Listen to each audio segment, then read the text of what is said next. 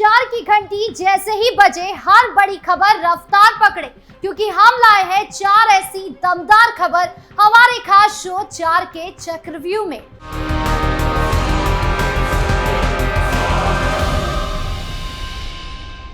Cycle चली थी बदलाव की बात लेकर, पर पहुंची वही सत्ता के साथ बैठकर। वादे जो थे सब हवा हो गए, जनता के अरमान ठगा हो गए। नमस्कार, कैपिटल टीवी उत्तर प्रदेश पर चार का चक्रव्यूह देख रहे हैं आप।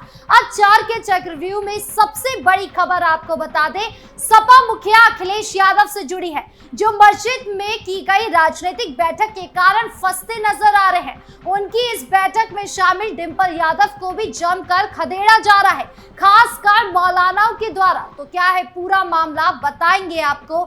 साथ ही बात होगी कथावाचक अनिरुद्धाचार्य की, जिन्होंने महिलाओं को लेकर ऐसी घिनौनी बात की है कि पूरा महिला समाज उनके विरोध में खड़ा हो गया है। तो क्या बोले कथावाचक, बताएंगे आपको। फिर बात होगी कुशीनगर में नाबालिग के साथ हुए लव जिहाद और धर्मांतरण के मामले की, और आखिर में बात होगी मौलाना रिजवी बरेलवी की, जिन्होंने मदरसे पर लिए जा रहे एक्शन को लेकर सपा को बड़ी बात कही, साथ ही सरकार पर भी जमकर गरजे। बताएंगे आपको पूरा मामला। तो चलिए शुरू करते हैं चार का चक्रव्यूह। शुरुआत करते हैं चार के चक्रव्यूह की पहली और सबसे बड़ी खबर से, जो सपा मुखिया अखिलेश यादव से जुड़ी है। दरअसल सपा मुखिया अखिलेश यादव एंड कंपनी ने मस्जिद में बैठकर राजनीतिक बैठक की, जिसमें डिंपल यादव भी शामिल थी, जिसको लेकर अब पूरी पार्टी बुरी तरह फंसती नजर आ रही है, क्योंकि अखिलेश यादव के पास उनका जो पासा था वो पलटता नजर आ रहा है।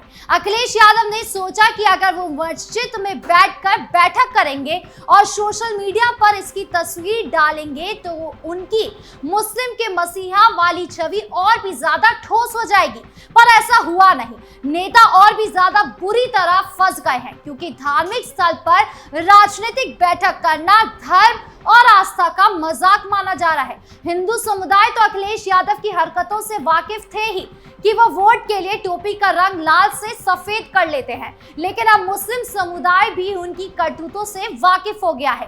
राजनेता से लेकर मौलाना मौलवी तक अखिलेश यादव के इस हरकत की निंदा कर रहे हैं। सड़क से लेकर संसद तक इसको लेकर बवाल मच गया है, और न केवल अखिलेश यादव बल्कि मैनपुरी से सांसद डिंपल यादव भी बुरी तरह फंस गई है, क्योंकि उन्होंने शरिया के उसूल तोड़े हैं, इस्लाम के उसूल तोड़े हैं, ऐसा उन पर गंभीर आरोप लग रहा है। डिंपल यादव ने ना कोई हिजाब लिया, ना सर पर कोई कपड़ा बांधा, यहाँ तक कि उनके साइड में इकरा हसन थी, जो सपा की ही नेता है, जिन्होंने हिजाब पहना था, लेकिन डिंपल ने उनका देखा देखी भी नहीं सीखा।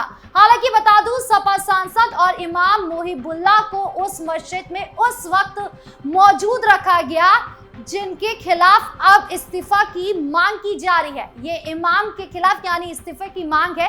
हालांकि अपने और पार्टी के बचाव में सांसद का बयान सामने आया, जहां उन्होंने कहा कि मस्जिद तो इंदिरा गांधी भी जा चुकी है, इसके अलावा बीजेपी के नेता भी मस्जिद जाते रहे हैं, तब इनको कोई तकलीफ क्यों नहीं होती। वो लोग सिर्फ विजिट के लिए आए थे। ऑपरेशन सिंदूर और सीज फायर जैसे मुद्दों से ध्यान हटाने के लिए इन सब मुद्दों को उठाया जा रहा है, यानी इमाम को भी इसमें कुछ गलत नजर नहीं आ रहा है। सोचिए किस तरह से धर्म से आगे राजनीति सपा सांसद कर रहे हैं, कि वो अपने धर्म के खिलाफ बोल रहे हैं। और रही बात अखिलेश यादव की, तो उन्होंने तो राजनीति के चक्कर में कब के हिंदू धर्म से इस्तीफा दे दिया था, यानी धर्म विरोधी बयान देना शुरू कर दिया था, जिनके नक्शे कदम पर अब उनकी पार्टी के नेता भी चल रहे हैं। खैर, अब इस मामले में पार्टी माफी मांगती है या उनके खिलाफ कोई एक्शन होता है, ये देखने वाली बात होगी।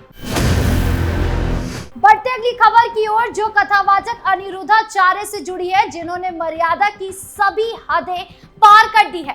जिन कथावाचकों का काम लोगों को ईश्वर की बातें बताना होता है, या अच्छी बातें या परिवर्तन से जुड़ी बातें करना होता है, उन्हें मर्यादा में लाने का काम होता है। क्या होगा अगर वही कथावाचक सभी मर्यादा लांघ दे? दरअसल मथुरा में वृंदावन के प्रसिद्ध कथावाचक अनिरुद्धाचार्य के खिलाफ महिला अधिवक्ताओं ने शिकायत दर्ज की है। उन पर महिलाओं के खिलाफ आपत्तिजनक और शर्मनाक बयान देने का आरोप है। दरअसल उनका सोशल मीडिया पर एक वीडियो वायरल हुआ था जिसमें वो अपने मन से महिलाओं को लेकर आपत्तिजनक बयान देते हुए कह रहे थे कि पहले 14 वर्ष की उम्र में शादी हो जाती थी तो वो परिवार में घुल जाती थी, लेकिन अब 25 साल की लड़कियां जब घर में आती है तो कहीं ना कहीं मुंह मार कर आती है। बता दें कि अनिरुद्धाचार्य का ये बयान सोशल मीडिया पर वायरल हो रहा है, जिस पर लोगों की तीखी प्रतिक्रिया भी देखने को मिल रही है। उनके महिलाओं पर दिए गए इस बेतुके और शर्मनाक बयान के विरोध में महिला अधिवक्ताओं ने एसएसपी से शिकायत की है और उन पर सख्त कार्यवाही की मांग की है। बताया जा रहा है कि अनिरुद्धाचार्य का ये बयान पुराना है, लेकिन अब सोशल मीडिया प्लेटफॉर्म पर वायरल हुआ है और मथुरा की महिला अधिवक्ताओं की नजर में आया है, जिसे लेकर महिला अधिवक्ताओं ने बैठक की। मथुरा एसएसपी श्लोक कुमार से इसकी लिखित शिकायत भी की गई है। आपको बता दें कि अनिरुद्धाचार्य का विवादित बयान से नाता रहा है। पहले भी वो भगवान और महिलाओं पर आपत्तिजनक बयान दे चुके हैं। बताया जा रहा है कि महिला अधिवक्ता अब उनके इस बयान के खिलाफ प्रदर्शन करने की तैयारी कर रही है। वहीं इस बार एसोसिएशन ने भी इन महिला अधिवक्ताओं का समर्थन किया है। बार एसोसिएशन के अध्यक्ष प्रदीप शर्मा ने कहा कि ये बहुत ही आपत्तिजनक बात है, हम इसका विरोध करते हैं। ऐसे संतों के खिलाफ हम कड़ी से कड़ी कार्रवाई कराएंगे। सोचिए कि ऐसे संत जिनकी बातों को लाखों करोड़ों लोग सुनते हैं, उसे अपनी जिंदगी में उतारने की कोशिश करते हैं, जिनका प्रभाव करोड़ों की जनता पर होता है, उनके मुंह से इस तरह की बात को जानबूझकर कहना क्या असर उन महिलाओं पर डालेगा जो उन्हें सुनती है? यह सीधा सीधा महिलाओं के सम्मान पर चोट मारने वाली बात है। खैर, अब देखना होगा कि क्या कथावाचक महिलाओं से माफी मांगेंगे या उनके खिलाफ कोई बड़ा एक्शन होगा।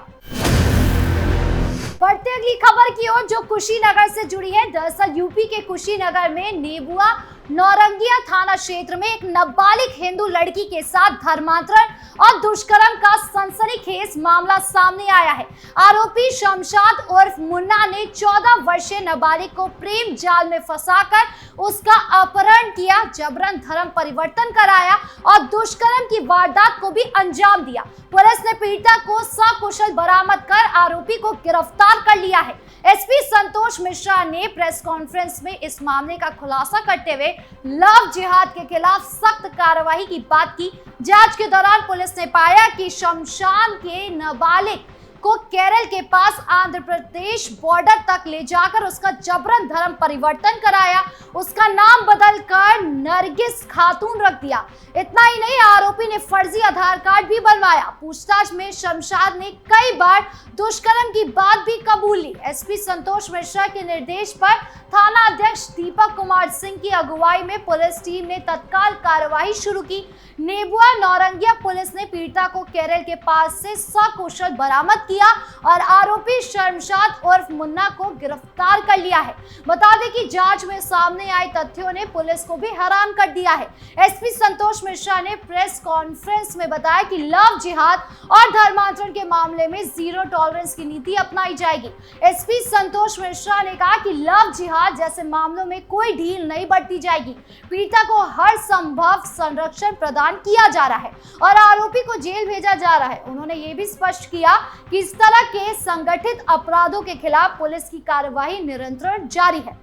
बता दें कि इससे पहले भी जनपद में 2 युवतियों ने प्रेम जाल में फंसाकर धर्मांतरण का आरोप लगाया था। अब इस मामले में लोगों की चिंताएं और बढ़ गई है। नाबालिग लड़कियों को प्रेम जाल में फंसाकर उनकी पहचान और आस्था से खिलवाड़ करने की घटनाएं समाज में गंभीर सवाल खड़े कर रही है। वहीं पुलिस ने स्थानीय लोगों से अपील की है कि ऐसी घटनाओं की जानकारी तुरंत पुलिस को दे ताकि समय रहते कार्रवाई की जा सके। अब धर्मांतरण के मामले में सरकार कैसे सख्ती से पेश आती है, यानी क्या एक्शन लिए जाते हैं, ये देखने वाली बात होगी।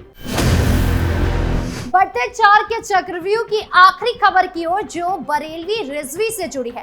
दरअसल यूपी के प्रमुख इस्लामिक स्कॉलर मौलाना शहाबुद्दीन रिजवी बरेलवी ने बड़ा दावा करते हुए कहा है कि बरेली में 250 मदरसों को बंद करने की तैयारी की जा रही है।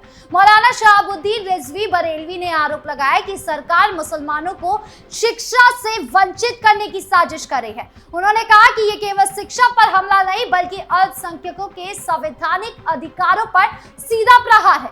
मौलाना शहाबुद्दीन ने कहा कि सरकार मदरसों को बंद कर मुसलमानों के पीछे धकेलने का काम कर रही है ताकि वो पढ़ लिख ना सके। ये एक ऐसी सोची समझी साजिश है। उन्होंने कहा कि मदरसों के खिलाफ ये रवैया नया नहीं है। इसकी शुरुआत समाजवादी पार्टी की सरकार के दौरान हुई थी। साल 2016 में सपा सरकार के दौरान अल्पसंख्यक मंत्री आजम खान ने जिला स्तर पर मदरसों की मान्यता बंद कर दी थी। बाद में शासन ने आलिया मदरसों की मान्यता भी खत्म कर दी थी और अब मौजूदा सरकार उन्हें पूरी तरह बंद करने की ओर बढ़ रही है।